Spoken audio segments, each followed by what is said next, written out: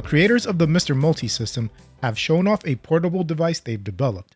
Right now it's in the prototype stage, and they are gauging the interest such a device will have. It's 100% compatible with MiSTer cores, and on their Twitter page, you can see all 3 prototypes they've made and browse through pictures and videos of the device playing games.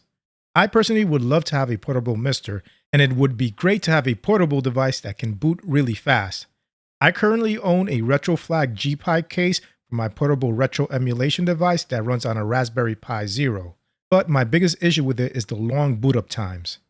If you want a little more information on this portable MiSTer device, check out the Retro RGB post by Reese and also Bob's interview with the creator.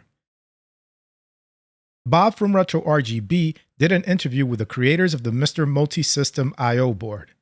They go over some of the expansions they are working on, such as but not limited to Raspberry Pi cartridge for MT32-Pi, a JAMA expansion, and S-Video and Composite cartridge. They also talk about the portable MiSTer prototype I just spoke about. And there are many other non-MiSTer related topics they talk about, and I recommend listening to the interview.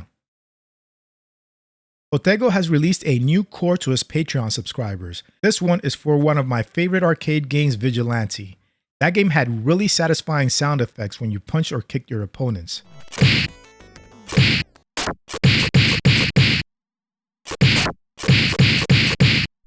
As with all of Hotego's cores, he first releases them privately in beta form to his Patreon subscribers. After they are stable enough, he releases them to the public for free. So consider joining his Patreon if you want early access to his cores. Dopefish, the creator of the MT32-Pi project, has developed an official MT32-Pi kit for the Raspberry Pi Zero 2. This kit will also be compatible with a MiSTer FPGA, and it will have TRS MIDI in, 3.5mm stereo audio out, a 128x64 OLED screen, the standard 2-button controls, and a thumbwheel rotary encoder with a click button. To connect it to a MiSTer, you'll need a USB 3.0A to micro B cable. The kit can be purchased at Dopefish's Ko-fi shop and will cost you £55. You will also have to provide your own Raspberry Pi Zero 2. Here are some notable updates done on the PlayStation Core. Konami Justifier support was added by Nolan Nicholson. A 180-degree rotation option has been added. This option is for users who have their display rotated in the wrong direction and don't want to physically rotate it 180 degrees to get the correct orientation for shooters. The core can do it for you. You now have the ability to use 3 different BIOSes, helpful for region selection or auto detection. Snack support has also been added. If you want more information on how Snack will work, MiSTer Add-ons has a very detailed and technical post on the subject. He plans on creating an HDMI-style adapter that will support 2 players and more with the multi-tap. All Dance Dance Revolution games now start up correctly. With Snack support, you can now take out your Dance Dance Revolution mats from storage and use them with the MiSTer FPGA. A sound processing unit bug was fixed that stopped Lego Island 2 and Shadow Man from hanging. And even more sound bugs were fixed which made games like Brain Dead 13 and Mission Impossible work better. If you plan on using the latest unstable builds of the PlayStation Core, make sure you also update to the latest unstable main MiSTer software because many of the new features require it. And here are some other miscellaneous updates for the PlayStation Core. Optional crosshairs for GunCon were added. Rumble for Legacy Analog Controller has been fixed. Analog DualShock mode is no longer forced. Many fixes to the CD subsystem have been made. PlayStation Region Auto Detect was added. Preloaded BIOSes can be used. Allow the ability to load custom BIOS. 4th BIOS added for Legacy CD BIOS ROM. The core can reset based on downloaded CD info. Rumble support has minimum values to start the motor. These values were taken from an original DualShock controller. R&D MNK3 released a beta core of the arcade game Alpha Mission.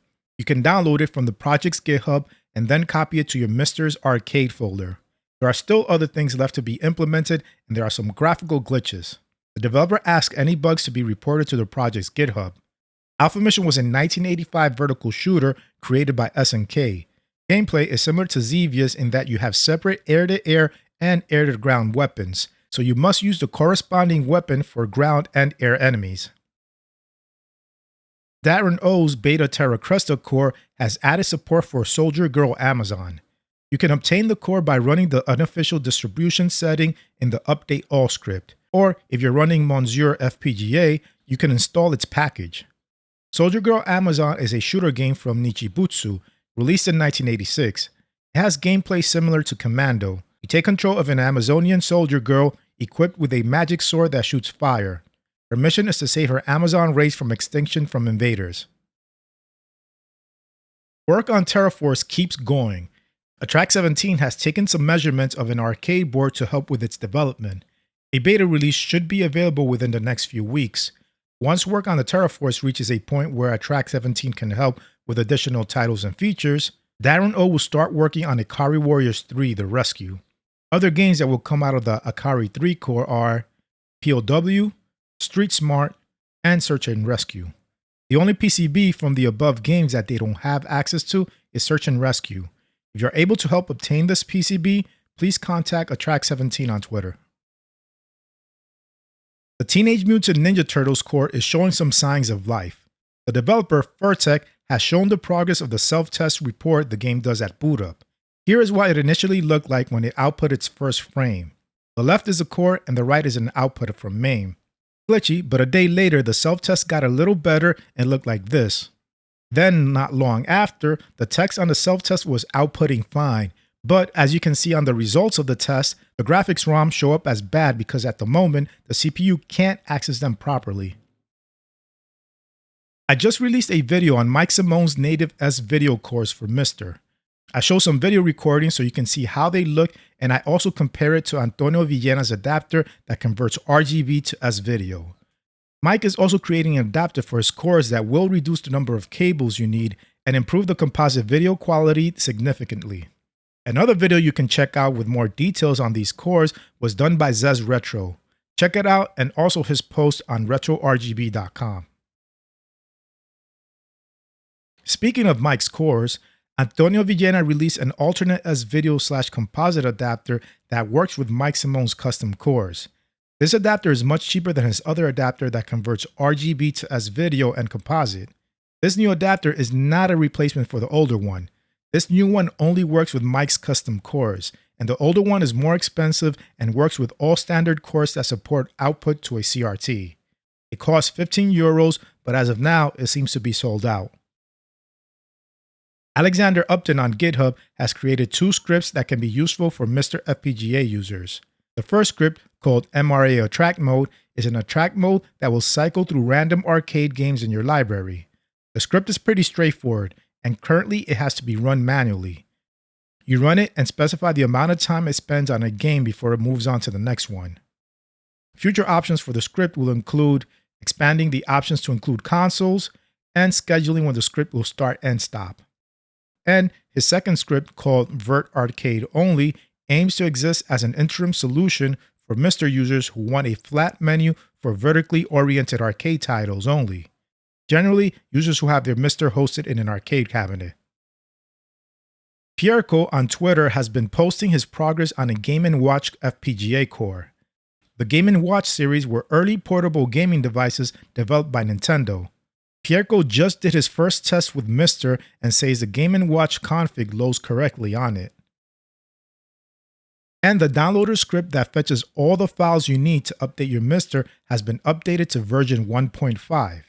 This is one of the features of MiSTer that you may not pay too much attention to, but it's important to keep your MiSTer up to date and help run smoothly. The maintainer of the script, the Epsilon, also developed the Update All script, which is a much more advanced updater for your MiSTer that I really recommend. Consider supporting the Epsilon on Patreon for helping to keep our MiSTer FPGAs up to date. So that's it for this episode. I provided links to all my sources in the description. Make sure you also check out retrorgb.com to see my MiSTer news videos in blog form and to get more retro-related content. And if possible, support them on Patreon too. Anyway, I hope you enjoyed this video. If you did, please give it a like. And if you want to see more content like this, hit the subscribe button and its bell icon so you can get notified of future videos. Thanks for watching, and I'll speak to you next time.